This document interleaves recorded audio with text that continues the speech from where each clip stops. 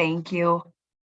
Good morning, everyone. I know many of the people on here. I'm Lindsay Scott. I'm a sales representative with Kendal at Home here in Cleveland. And I want to introduce our guest speaker that I'm pretty sure most of you already know because she's been doing a few of these. But right before I introduce her, just a few housekeeping notes. I do want you to know on the bottom of your screen, if you would like, you do have the ability to use live transcript, closed caption. Just click the live transcript button and it will give you choices as far as putting it on, and you can change the settings to make it larger or smaller. Throughout the presentation, I'll be keeping an eye on the chat and the Q&A. So if you've got a thought or a question, go ahead and type it in. Tiffany might be knee deep in a subject or a topic, but trust me that I will get to it. And I think that's it.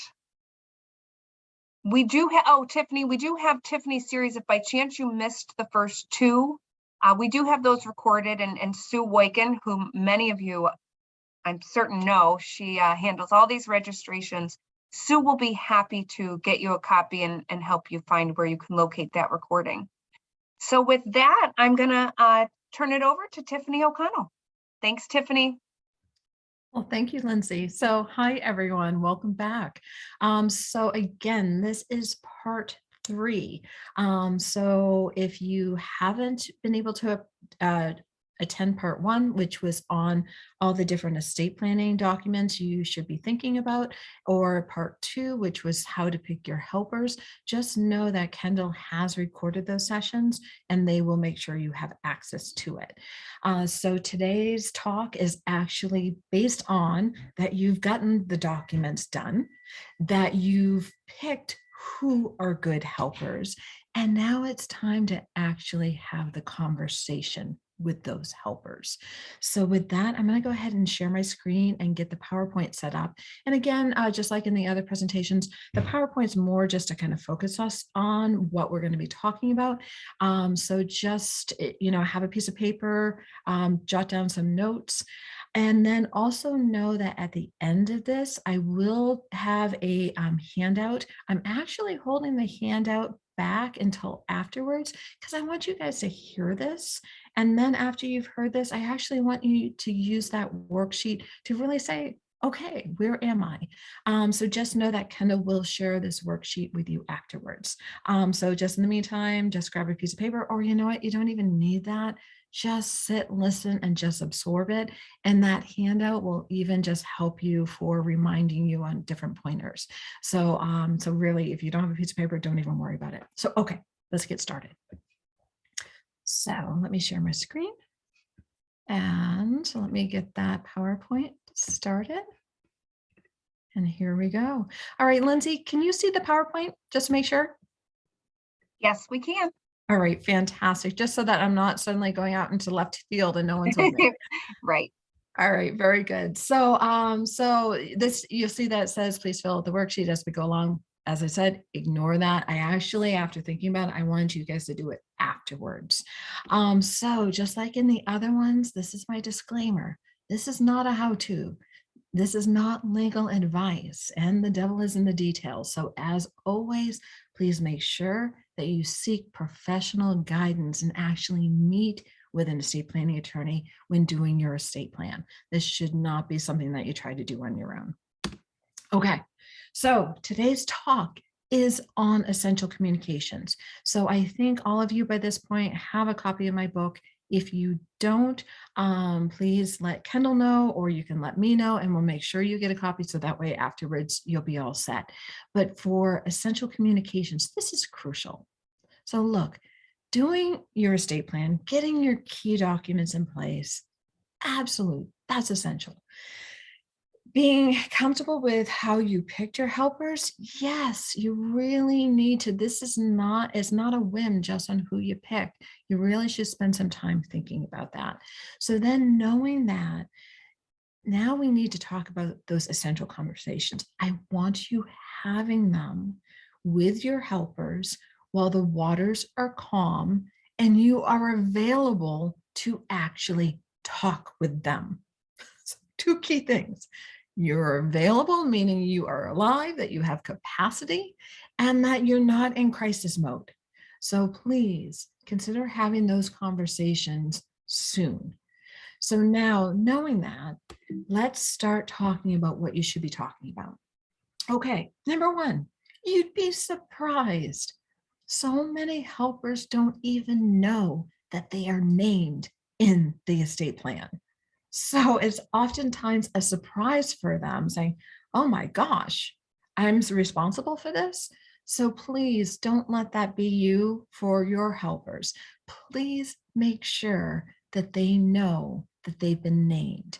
That's very helpful information. It gives them time to actually talk with you to find out different things, what their roles are, what their responsibilities are, what you want for them to be doing as part of the plan. So for that, there's a few things I want you to keep in mind. Now, know that this is going to be on the worksheet. So I just want you thinking about this right now. But one, if you have an estate plan done, have you talked with your helpers? Yes or no? If you haven't, just know on that worksheet that you're going to get after this, I'm going to want you to give yourself a deadline. Give yourself a deadline, make it reasonable, but actually set up that time so that you can talk with them. So now, in addition to that, now the next thing we're going to cover is we're now going to go on and we're going to talk about something else that you may find maybe surprising or maybe not, but do your helpers know where things are? So something that I always tell my clients is, look, we want to avoid the situation where in that crisis moment, because a crisis moment will come at some point, but in that crisis moment, do the folks that are going to be taking care of things, your helpers, do they actually know where your information is? Do they know where your legal documents, your estate planning documents are? Do they know where your birth certificate is? Do they know where your marriage license is? If you were in the military, do they know where your discharge papers are? Other key information, taxes. Do they know where your tax returns are? Do they know where your financial records are? Do they know where your passwords are? Please don't make it tough for them so that they have to turn the house upside down to try to find it, or that they're finding it in multiple different locations.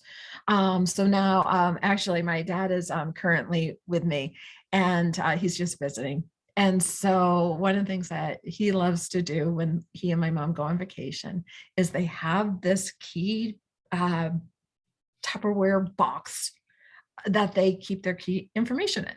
And he moves it every time they go on vacation because he wants it in a different location. So he's moved it so many times now that I actually can't even remember where he puts the box. So he might tell me, okay, we're going on vacation, put it here, but he's told me so many other locations that now I can't even remember. So pick that spot.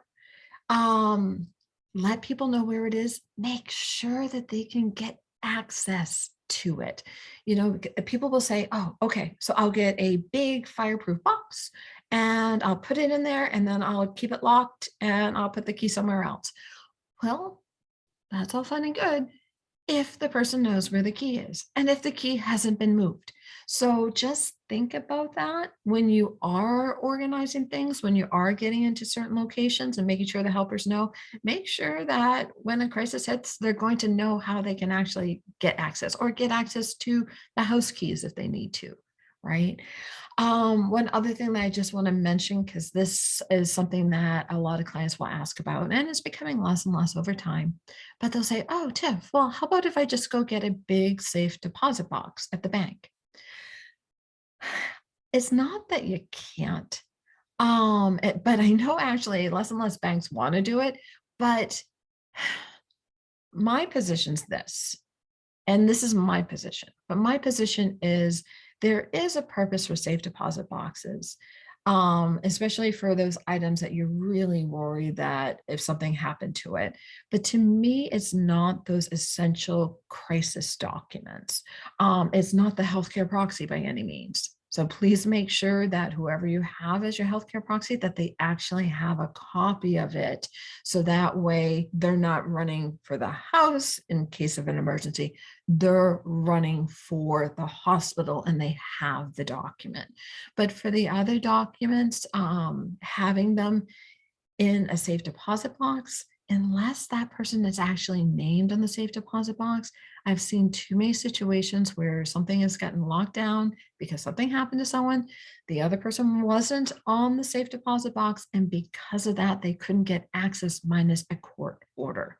So we really don't want to run into that with any of the crucial documents: healthcare proxy, power of attorney, even will or your trust.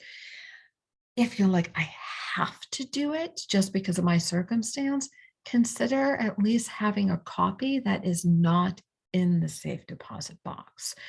Just because, again, you don't want to tie someone's hands so that way they can't even help you in that moment of crisis. All right. So things to think about for that again is, where is my information? Is it organized? Should I put it in a spot? And do my helpers actually know where it is and that they can get access to it? Okay.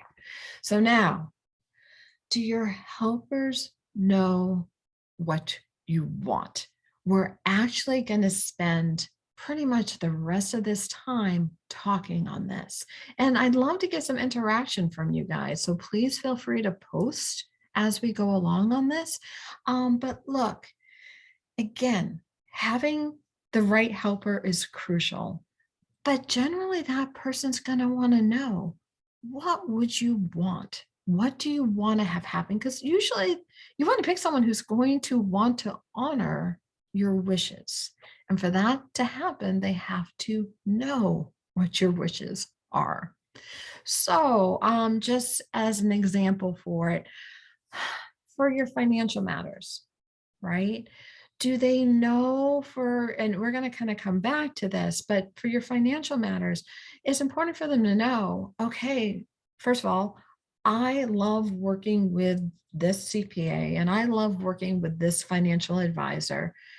I'd like you guys to continue to work with them.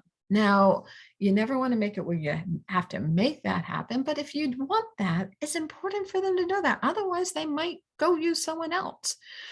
So making sure that they know who you want to, help on that. Another thing to think about is, if for your financial matters, if you're like, I only want things that are very conservative for investments. I don't want anything that's moderate or aggressive in investments. Make sure your helpers know that. Now, generally, first of all, they have a fiduciary duty.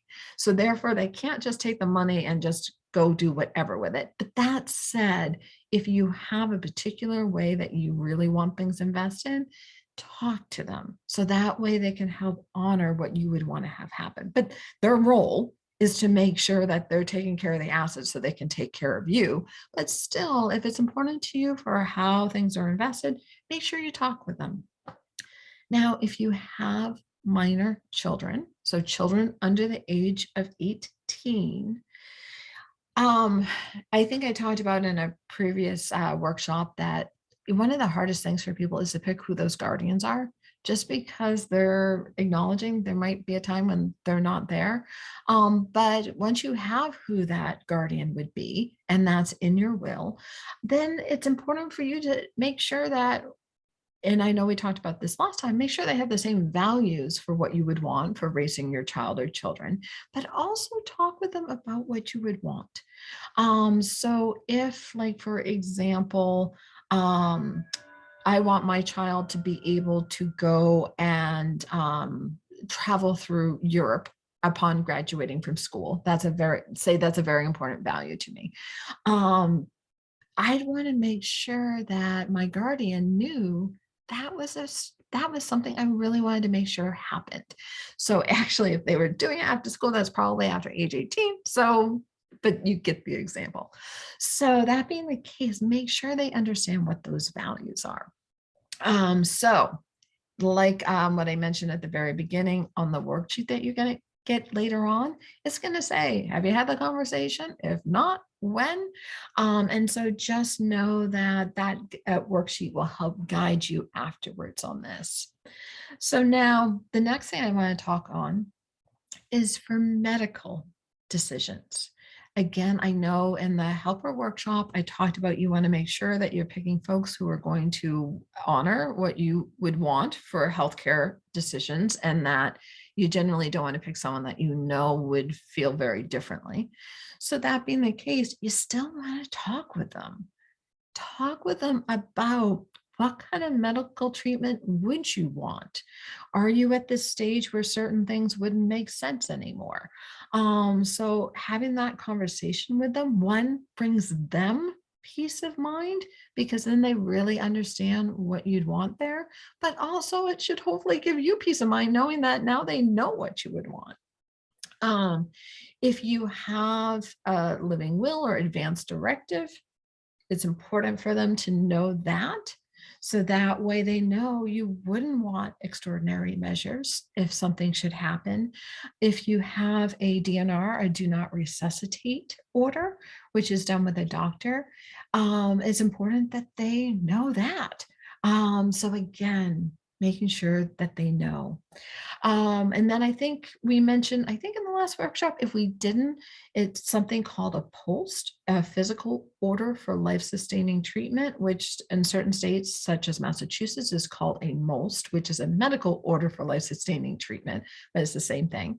That was that's a medical order that goes into much more detail on the things you would want and not want.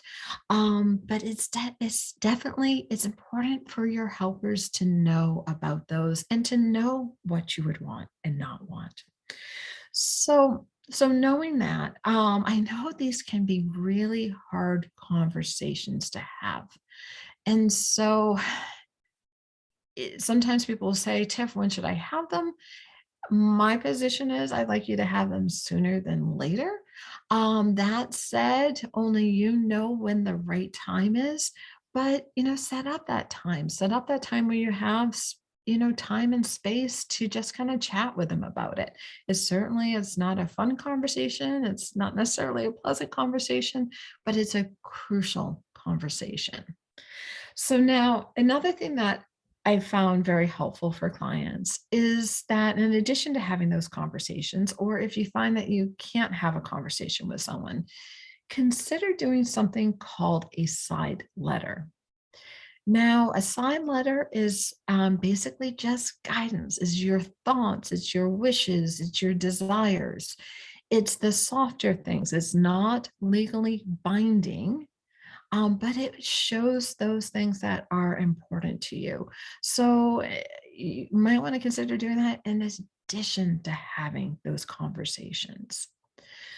So with that, another thing that I highly recommend is the family meeting. Now, that's what we call it. But this is when you actually sit down with the family, which may or may not include the helpers. So that might be a side conversation. But at some point, really sit down with the family. Talk about what the legal documents are that you set up. Talk about who the helpers are and why you've chosen them. Talk about who knows and how they can get access to the key documents and information when needed. And actually this ties into a webinar that I did yesterday with a fellow colleague of mine who is a litigator, and we talked about disgruntled heirs.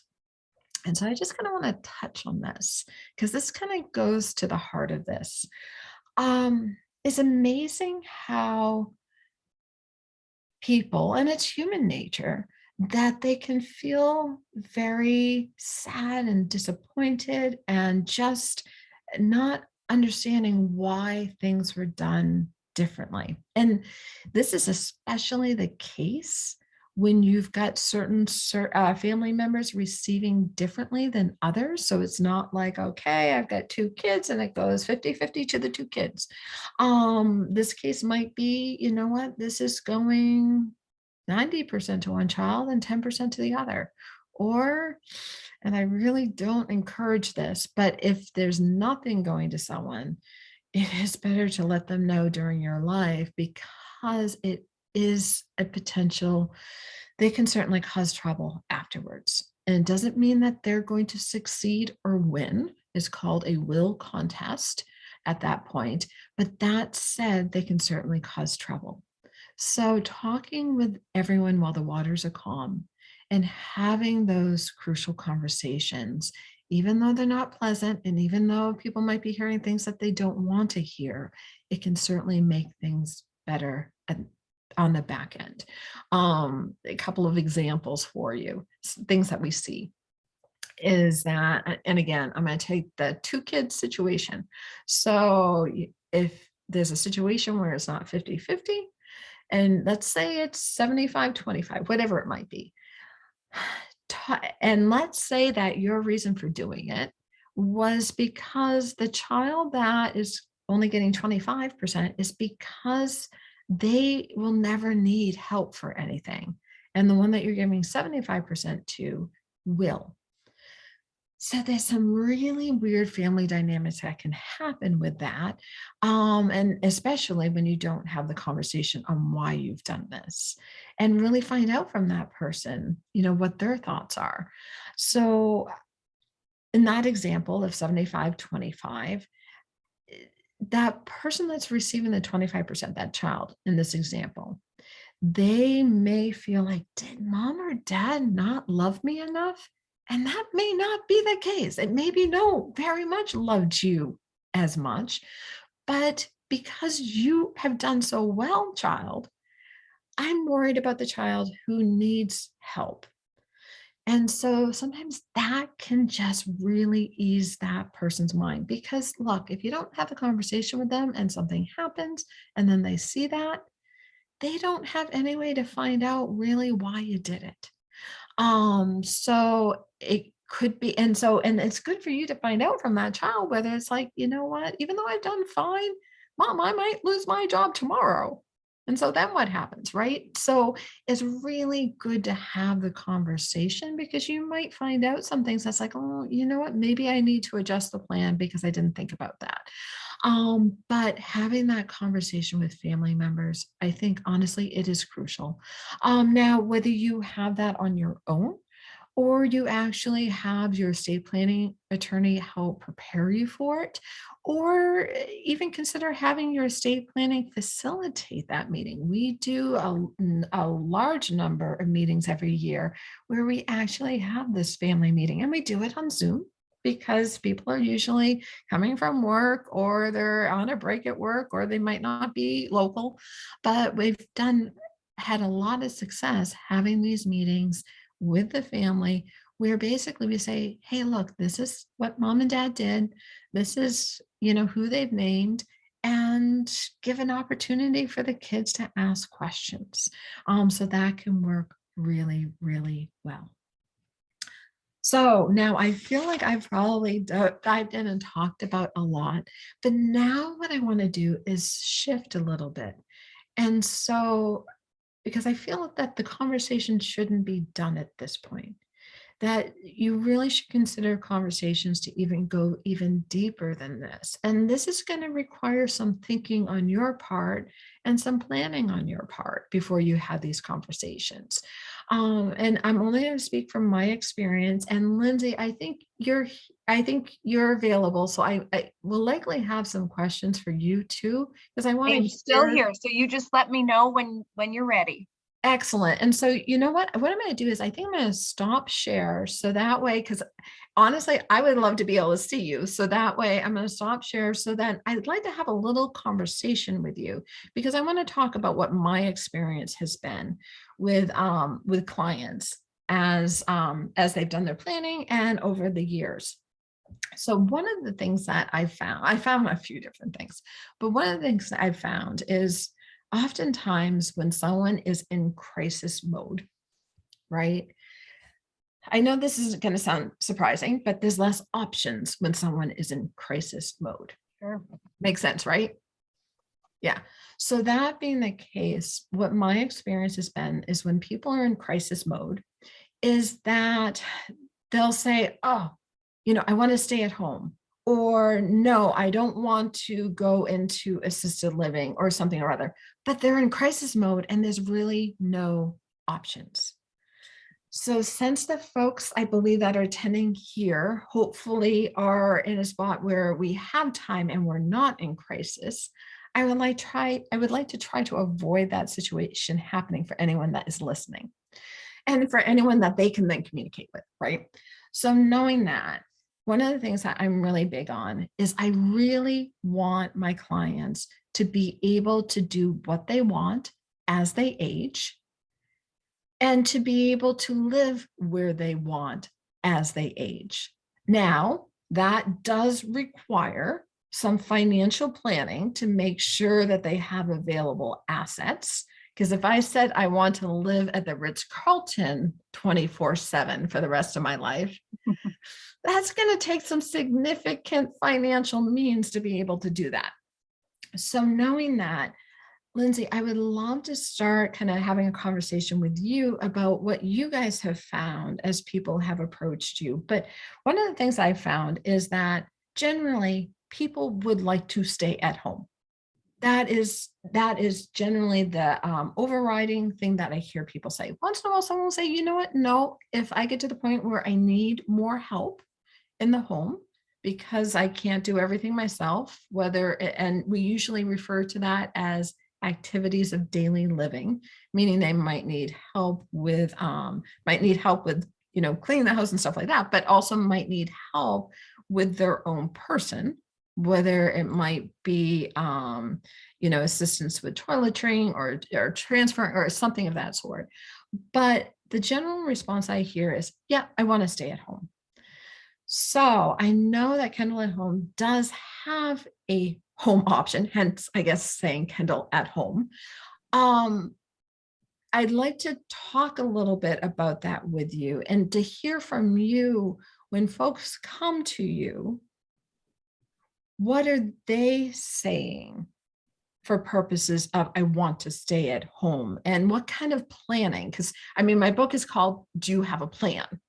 So what kind of planning have they done? Yeah, and there's we'll probably go a few different ways here, and feel free to interrupt me if you're having a thought. But it's, as I was listening to, I couldn't help think. I always think of this analogy when I'm working with individuals who are starting to think they need to develop a plan. And if you ask them, do you have a plan? They'll say yes. And it's kind of like, are you going on vacation? Yes, I'm going to Europe. Okay. There's so much more. And so when people say, yes, I want to stay at home, that's our plan. Well, how do we get there? Because exactly what you're saying, and I get the calls literally every day. Those of you that are Kendal at Home members, you already know this, but those that aren't, if you wait until you are in a crisis, so many options are now no longer available to you, including Kendal at Home. That is the big focus, is we got to put a plan in place now to try to get to that goal. We can't just kind of wish and hope. And when I'm working with individuals, I find they superficially do have a plan, but there's no depth to it. So what's the superficial part? We'll ask about kind of what they've thought about, yes, I have all my, this daughter is the financial power of attorney. This daughter is for all the medical, and we want to stay at home. And we have plenty of resources to do so. And that truly kind of, they think they checked the boxes. And then when we start to ask, I was listening to, boy, those conversations are so important. Again, the paper is such a surface level. It's a starting point. Just a starting point. It's the who, it's the official, it's your passport, but it doesn't get you to Europe. I like that.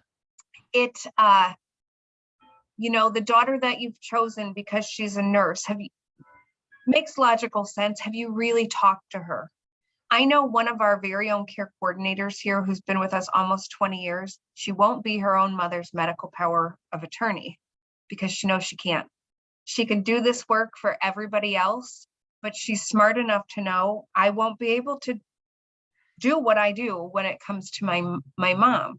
So that daughter or niece that you chose because she's a nurse, great thought there, but we got to go deeper. It's always about going deeper, deeper. Does that, I see you nodding.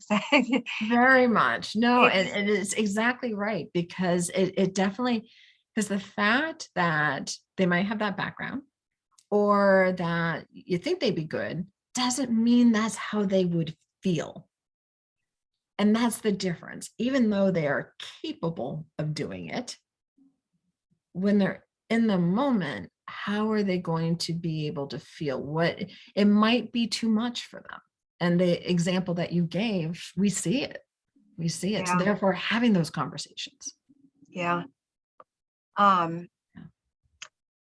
like I said, I think the people we meet who are interested in Kendall at Home tend to be planners. That's just their personality type. It's why they saw an ad and it intrigued them. But I do feel it's, if, you know, for you and I, it's part of our job to dig a little and push a little and ask those questions, because you would much rather be talking about them now than in that crisis. And now your daughter's overwhelmed and she's trying to get on a plane, and that's not the time to really, and you may not be able to communicate for yourself the way now when you can. That's the, and they're not fun conversations. There was so much you were saying that, gosh, I had all these light bulbs going off of how many times I've seen this, talking about wills and how there was never a conversation. The individual had good logical and emotional reasons as to why they came to this decision, but now their children are left and that's not actually been expressed to them. It can be really, really damaging. So though it's uncomfortable, I think in the end, it always gets you to a better place. Sometimes there's a book my children have that I love, and it's you can't go over it, you can't go under it, you can't go. Sometimes you got to just go through it, and you can try to avoid it, but the reality is you got to go through the mud or whatever it is, and it can be a little uncomfortable. But I think it's one of those, once it's done, everybody has a sense of comfort and understanding, rather than an ice cold document when your loved one is no longer here. Exactly. And an ice cold document that is multiple pages long, that has tons of legalese in it. Because look, folks, it needs to have tons of legalese in it. But that being the case, that doesn't make it easy. And so, really, again, I know we're going to be harping on this for the whole duration here, but yeah, having that conversation, going through it. So Lindsay, I love that example, because going through it can help not just take away the stress and worry, but it can also potentially help keep family harmony. And that family harmony is something that can be permanently lost. Sadly, we've seen it too many times. And so so my goal is to really help people keep as much family harmony as possible. Because oftentimes it's not like, yes, I want to actually create the rift so that my kids will never ever talk to each other again. Right. Right. So because it's hard, yes, but it would be so much harder if you didn't. So I think that's crucial. So I'd love to dive in a little bit more, Lindsay, because I really appreciate, and actually I might, can I say borrow versus steal? I'm going to borrow your analysis of, this is your passport, Sure. right? Sure. But this doesn't tell about the trip you're going to be taking. I Right. think that No, is absolutely. phenomenal. It's an analogy years ago that kind of struck me, that it's when people, it's very, I'm going on vacation. Well, you don't just walk up to the airport one day and hope it all turns out well and hope you end up at a good, think I'm just going to get on a plane with no accommodations for staying anywhere. You would never, ever do that. So this idea that you put something on paper and kind of just hope it goes the way you want is crazy. Right. Or not even hope, but just expect. Yeah. Right. Because I think so many people say, oh, good, done. And it's like, okay, well, yes, that important piece, yes, is done, but now you need to continue that. And so for me, when we're counseling our clients, we want them to make sure that they have, if they don't, that they have a financial advisor, that they might have a CPA, to make sure that they're tracking right for what their goals are. And as part of that, you should be having the conversation with how much actually it's going to cost as you age. Because you might be like, oh, you know what? Okay, this is what my current expenses are. This is what it's going to be forevermore. Well, sometimes you're going to get to the point where you need more care. Now, it might be more care where you just need a few hours of assistance, which would be great to be having in the home. Or you might want to say, no, even if I need more assistance, I still want to be in the home as long as I'm safe to be able to do that with the right supports.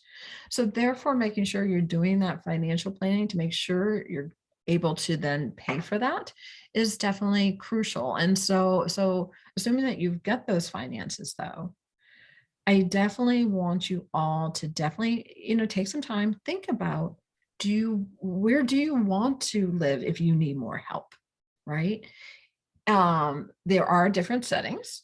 There is definitely the skilled nursing level facility, which really, that's in a nursing home. I really hope no one needs to go to that, but it is there if someone needs 24/7 nursing care level help. And then there's settings that are less supportive under that.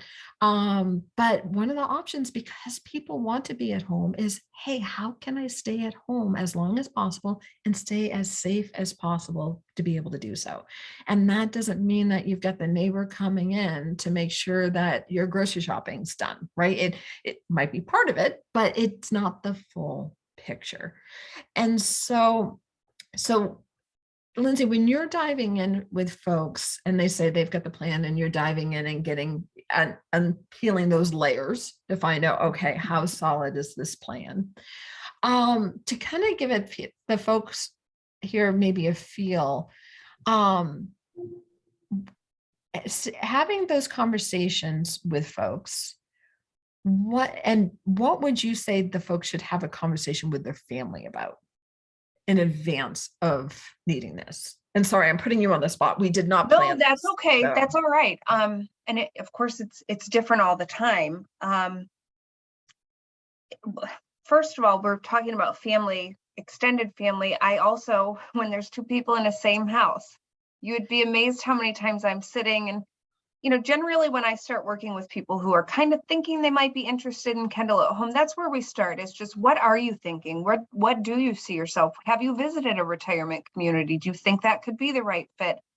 And I have had spouses often look at each other and go, well, you would go to a retirement community? So we're not even talking to their children. We have spouses who haven't even really had these conversations. All right, so spouses listening, have those conversations. Really, I can't tell you how. I mean, more often than you can imagine, where they're going, no, really, you would. I didn't know that. But once you get your household on board with what each other want, then to the kids is really expressing what you want, but also talking to them about what piece of that they want to be a part of and committed to, and expressing to them that you don't expect them maybe to. I think some kids are quietly sitting in California and their mom's in Ohio thinking, well, someday she's going to have to move out here.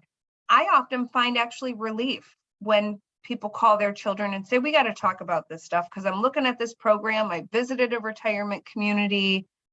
I need to know what your thoughts are, kind of where, and you can't believe how many kids go, I'm so glad to hear you're looking at these things and thinking about it, because we've been out here in California kind of wondering, what would we do if mom needed help? Would we bring her out here? Would she? But they didn't want to bring it up. They will often be very relieved. The other thing then, if families are thinking they're each other's plan, I really push on and ask them to talk about, what does that look like? Like I just said, are you moving to California? Is your daughter going to leave her job and move to Ohio? Or, I mean, it's one thing from your heart to say, I want to take care of my mom, and I have to be honest with myself. My parents are in their 70s. I work full time. I have 7 and 9-year-old girls. My husband's a partner in a restaurant. I would love to be able to take care of my parents, and they're in Cleveland. But the reality is, if something happened tomorrow, I can't.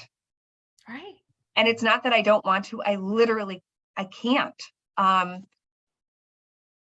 rather talk about that now, that we've got to have another plan. Sure, if I would love to if I could, but I can't. Like a logistical conversation, because there's one that comes from here, I think, and then from here, and they're different. Once you decide on what you want, it's kind of the intellectual, how do we make that happen? Even beyond, I have people I've worked with who their daughter lives around the corner. That's great. That's a start. But does she really know? And Kendal at Home members who have a care coordinator understand their level of expertise and the resources at their fingertips, that your daughter around the corner, though she's physically near, she doesn't have access to those. And is she really, I've worked with families where mom is 95 and the daughter's 70. Is she really capable at that point? Maybe 10 years ago, that would have worked. But now she's 70. She's got some of her own health issues. And they've never revisited that conversation that, oh my gosh, mom is now in her 90s. She lived longer. We never would have thought we would have gotten here. And so I think it's not only a conversation, but revisiting it. Can you touch on, because I think this would be helpful in those conversations, kind of talk about those things that people aren't thinking about. That's like, oh my gosh, the actual practical day-to-day of what. Yeah, and I don't want to be, of course, I adore Kendal at Home. I've been here 15 years, so I think it's like the greatest thing ever. But it really highlights when I see a family trying to deal with this versus a professional. Think about if you tried to handle your own, a person with no law degree says, we're going to be our own legal advisors. Well, you're not really equipped. And I find that with caregiving that, sure, daughter can make some meals, bring some meals over. She'd fly into town after surgery. But what happens, the crisis in the middle of the night at 2 a.m. and someone's in the emergency room and somebody needs to be boots on the ground advocating and starting to hear and see what's going on, showing up at the hospital with legal documents on I'm blanking on the word, but you're a little. Oh, the flash drive? The flash drive. I've been working with a family recently who mom ended up in a nursing home basically because no one was in Ohio and she had to go to the emergency room. And you know what happens? Time to go home. You're discharged, can't find anything wrong with you. Oh, but you can't go back home without a plan. Well, the daughter on the other side of the country, she can't put a plan in place. She needs to physically get here and she can't for a week. So what do? Send you to a nursing home. Even though that was a family that was on board with, oh, we'll take care of her. They couldn't. I see a lot of families who will think, well, we've agreed, mom will stay at home. That's going to be the plan. And if and when, I'll be the advocate, I'll hire some home health care agencies. That's something very common that we Very hear. common. But they're not actually actively vetting and credentialing any home health care organizations. And anybody who's been through this knows either number one, a social worker hands you a list of maybe 12 agencies, start calling. They don't tell you who's good, who's not good, or you get on the phone and you get on Google. It's again, this depth, the nits that don't sound like they're going to be much, but when you're in a crisis and you're trying to call 12 agencies and see who's available and, where do I get medical equipment? They said, I've got to get her a bed and a riser and all these things are happening at the same time. So your plan with your daughter who's out of town, there's like 2 days where a whole lot has to happen. And she can't even get a flight out, day 2. All those moving parts in these situations. And like I said, more and more, and I medicine, the way kind of it operates. You are just part of this system. I was just talking to a woman who had a hip replacement, and she said, I didn't feel like I had any say in anything that was happening. They literally were kind of pushing me through the system, and they said I had to go here for rehab. I didn't know I had choices. Even if I did, I really didn't know how I would make a decision based on what. It's that fine detail that families, I don't know that I've ever met one who, I mean, if I did, I would say you all are good. You don't need to talk to Kendal. I've never met a family who really has that fine detail thought out. Does that help? Kind of just like I said, home care agencies, I hear that all the time. Well, my daughter could just hire somebody. She said she would hire, and she's got a friend who does this.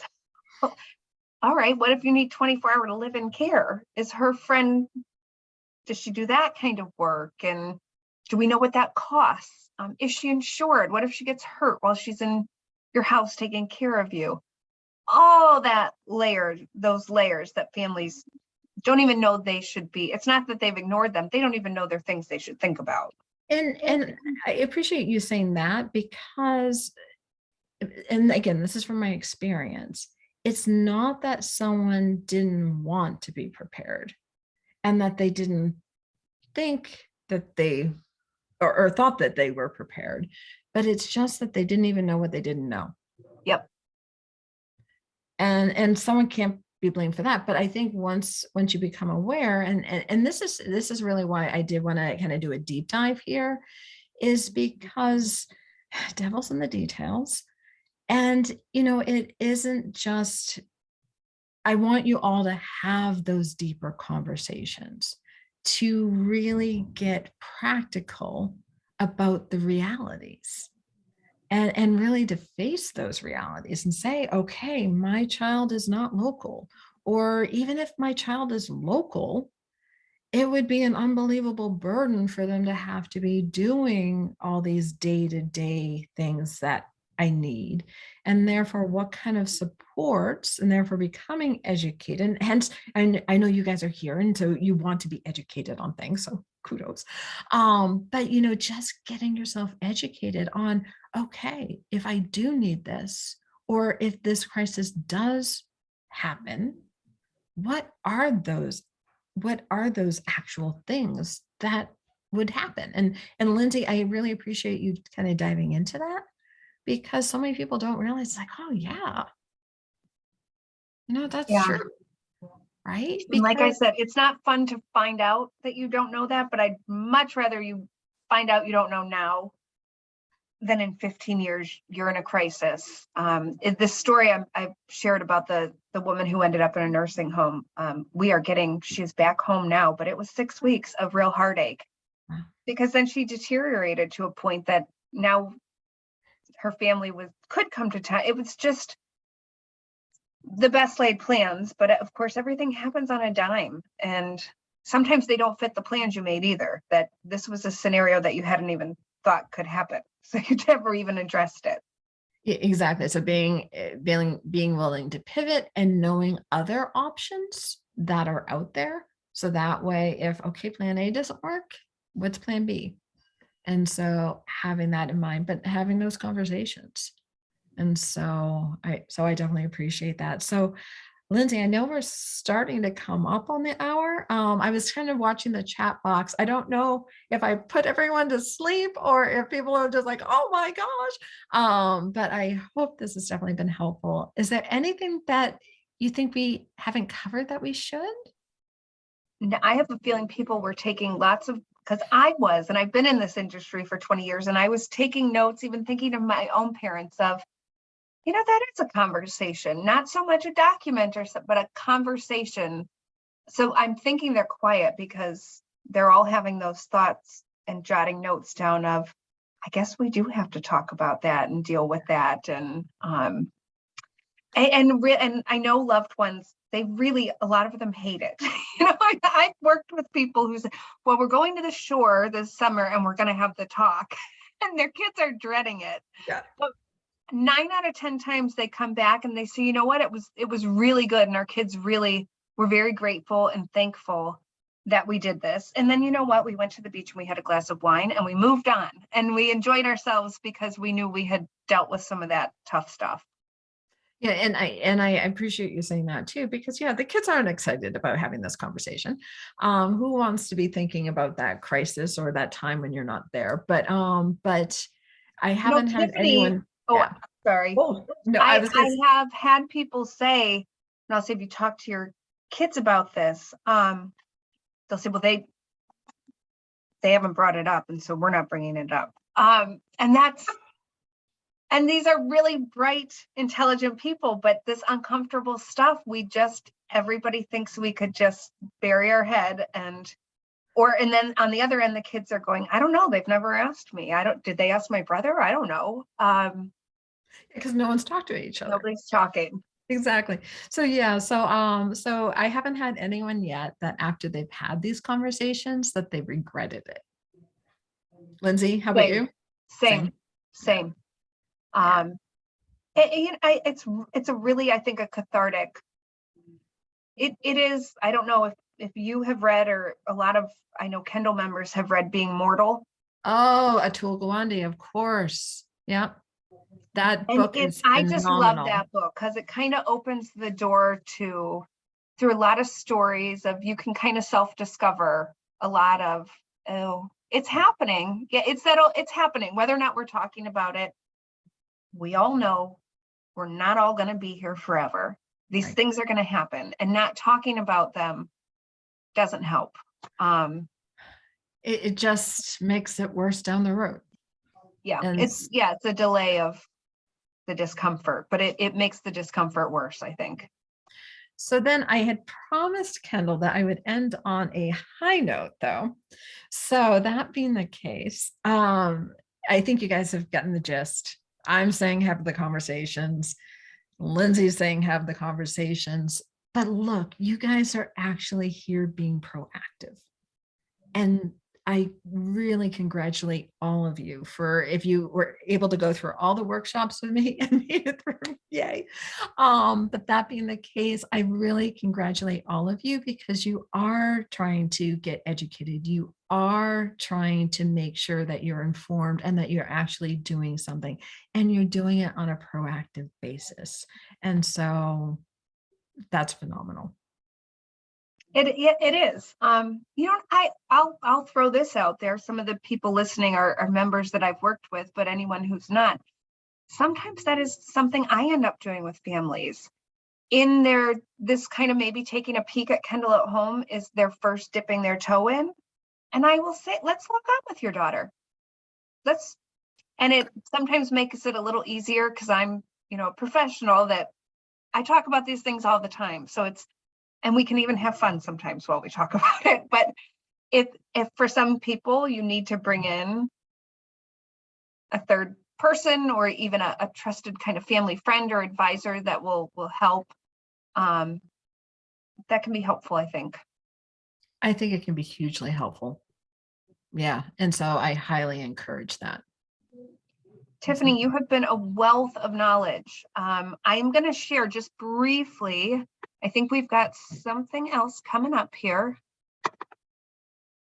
Let's see. I just want to share with the group while you're on, and you all get these in your email, but just to highlight a couple things coming up. Massachusetts record on electing women on the 29th, and I'm super excited for Wednesday, April 6th, Heartfulness Meditation with member and trainer Christine Valadon. That is one of our very own Kendal at Home members in the Cleveland area. And then it's springtime, so we have to start cleaning up our gardens and beds and all that good stuff. We did this last year, and it was really, really awesome. Noelle from Petiti Gardens, she actually walked through our greenhouse and was showing us different things of what we need to be trimming and when to trim and how much to trim. So please keep an eye on the website and join us again in the coming weeks. Tiffany, thank you so much. This is really great. It's a nice, comfortable place to talk about these things. Oh my gosh. Well, thank you. And thank you, Lindsay, for letting me put you on the spot today. Just because I thought it would just be a good way to kind of wrap everything up. Absolutely. Thank you so much. And thanks everyone for attending. We will see you back online and hopefully in person very soon. We are starting to dip our toe in and try out some in-person events. Those of you who are not Kendal at Home, or actually to the Kendal at Home members as well, keep your eye on the website for in-person luncheons for people interested in learning how to become Kendal at Home members. They're going to be up on the website and in your mailboxes. Feel free to refer your friends. We are excited to meet and have these conversations in person again instead of over Zoom. But at least it's gotten us here. It is nice. It brings all of us together that we have. It's the one bright side of COVID in a way that we always knew we needed to do more virtually online for our members as our program grew. And that kind of just, we had to rip the Band-Aid off and dive right in. So it's nice to be able to connect this way. Oh, well, All right, I appreciate it. 11:56. We will let you all enjoy. We'll give you 4 minutes of your day back. Tiffany, thanks again and enjoy your home. I want to see what's around you because I imagine it's beautiful. It's a very nice little place. Yeah. Is So it, thank you, Lindsay. yeah, you're kind of are you tucked away a bit? Yes, it's a little nook. Yeah, beautiful, beautiful. Awesome. All right, take care and we'll talk again soon. Take care, everyone. Bye-bye.